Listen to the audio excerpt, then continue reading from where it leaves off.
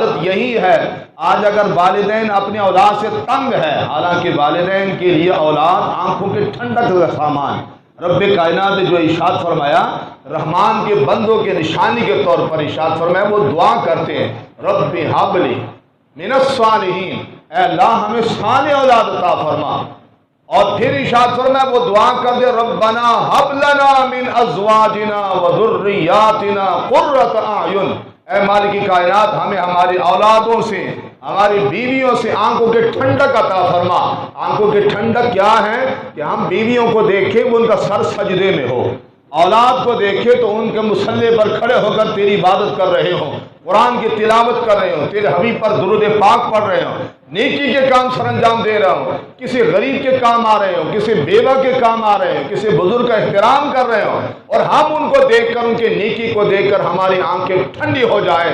لیکن آج افسوس، کسی نے بزرگ کے کام کیا آنا ہے، کسی نے بیوہ کے کام کیا آنا ہے، کسی نے اپنی ماں کی خدمت کیا کرنی ہے۔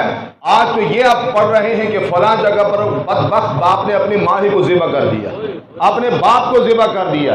ویڈیو دیکھتے رہتے ہیں کہ جناب چھتر پکڑا ہوا ہے، جوتا پکڑا ہوا ہے، اور وہ بدبخت نالائق اور جہنمی بچہ اپنی ماں کے منہ پر جوتے مار رہا۔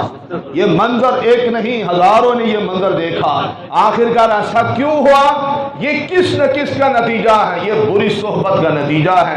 ایک وقت وہ بھی تھا، اللہ اکبر، کہ والدین کو آنکھوں کو دیکھ کر ٹھنڈک ہوتی تھی، اولاد کو دیکھ کر ان کی آنکھیں ٹھنڈی ہو جاتی تھیں، اور والدین کو دیکھنا ان کے لیے سب سے بڑی گویا نیکی ہوا کرتی تھی، کیونکہ میرے آقا نے سمجھایا تھا، ارشاد فرمایا کہ جو ایک مرتبہ محبت بری نظر سے اپنے باپ کو دیکھیں، اللہ مقبول حج کا ثواب عطا فرماتا ہے۔